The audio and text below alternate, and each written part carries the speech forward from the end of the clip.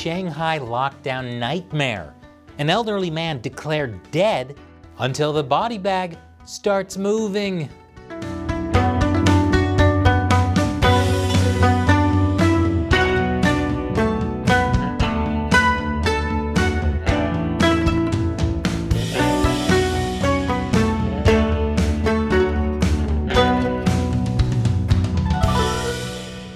Welcome to China Uncensored, I'm Chris Chappell. Just when you thought the Shanghai COVID lockdown couldn't get any crazier, this happened. Workers at a Shanghai nursing home were about to take a dead body to a funeral home, only to discover that he's not so dead.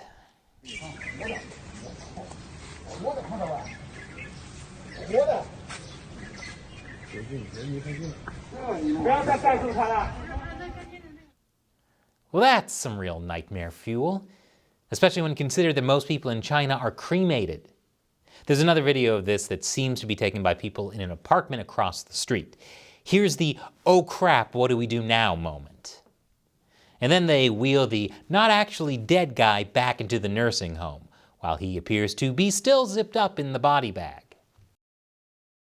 Now, I saw this video over the weekend but didn't repost it at first because I wasn't sure if it was real. But it's been confirmed. The district government responded to the incident on Monday, saying in a statement the elderly man was now in a stable condition. I hope he has no idea what almost happened to him. But don't worry, because the important thing is that people are being punished for this. 3 officials have been removed from the district's Civil Affairs Bureau and Social Development Office, and the head of the nursing home has also been removed. I don't know what the Social Development Office has to do with this, but sure. A doctor also had his license revoked and is under investigation. At least that makes more sense. But here's the best part of a terrible story. The funeral home reportedly praised its employees for noticing the person was still alive and rewarded them with 5,000 yuan, $750 each. Good job, funeral home employees, for noticing the dead guy was still moving. Here's a bonus. So there's been some mismanagement of the Shanghai lockdown, and people have been getting fed up. Some people have been banging pots and pans in protest.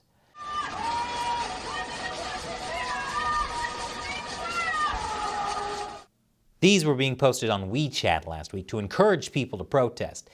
To get around the censorship, they were disguised as messages about attending concerts. People are upset because they haven't been getting enough government resources.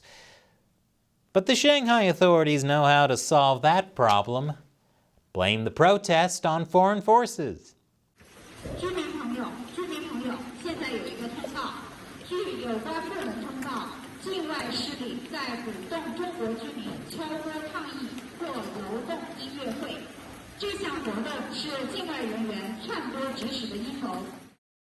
Yes, foreign forces are telling Chinese people to bang their pans together. How insidious.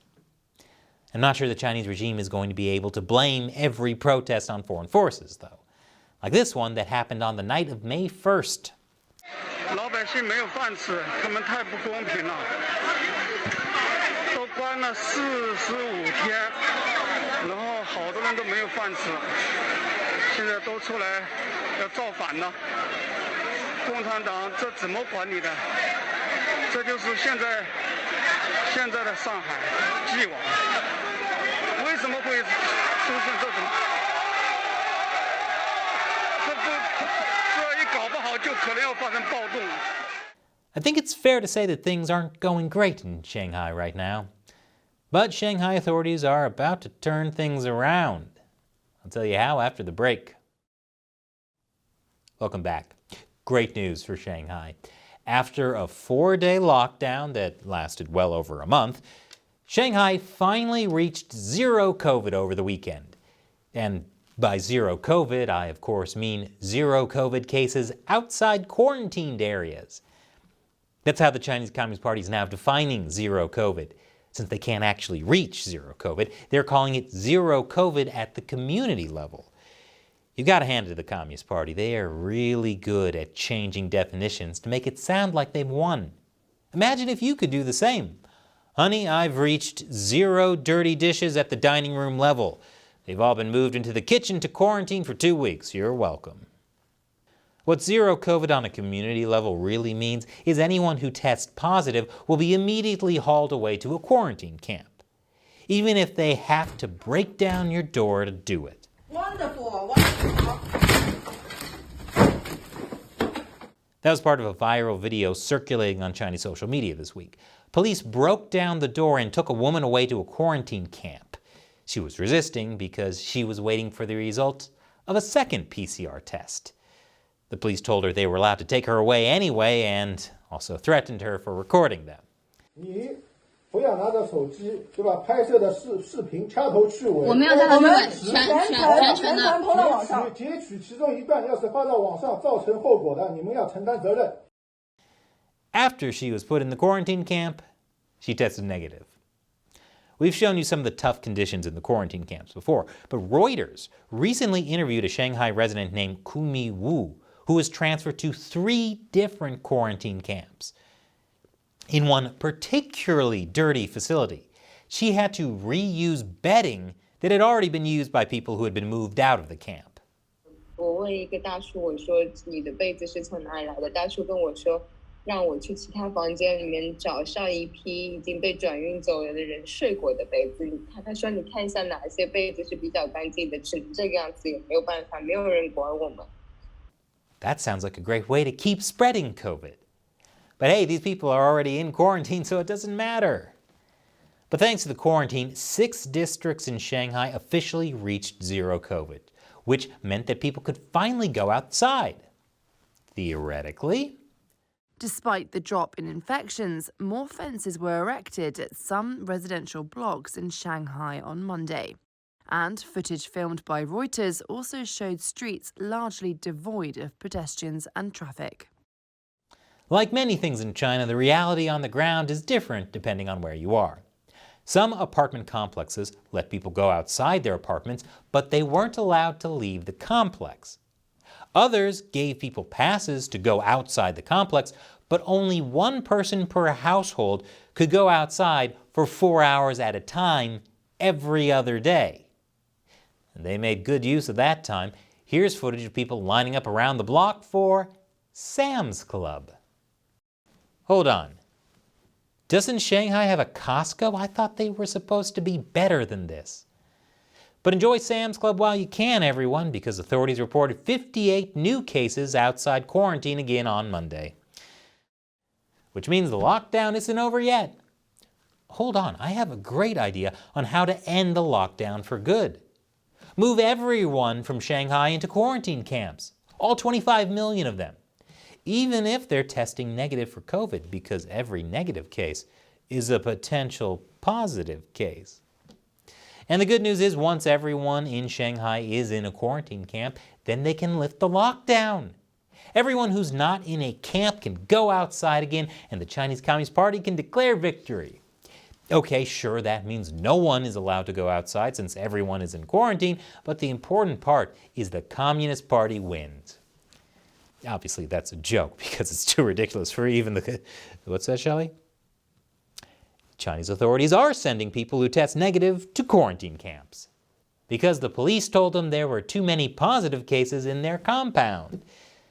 The virus-negative group were sent to a quarantine site containing hundreds of single-room prefab cabins in neighboring Anhui province, 250 miles away. According to AFP, this has happened in multiple housing compounds. People who don't have COVID are being moved to other provinces. That's brilliant. If there aren't any people in Shanghai, then there's no COVID in Shanghai. Thanks, CCP. And now it's time for me to answer a question from a member of the China Uncensored 50-Cent Army, a fan who supports the show on our crowdfunding website Patreon or our exclusive social media community on Locals. Big Lake asks on Locals, are lockdowns political, or is there really a medical emergency in China? Well, Big Lake, lockdowns are absolutely political. From the beginning of the pandemic, it's been political for the Chinese Communist Party. It's been using the pandemic to push its own propaganda about how the Communist Party is handling COVID better than any other country in the world, and especially better than America. They put a lot of their political legitimacy on the line, and the zero COVID policy comes from Chinese leader Xi Jinping himself.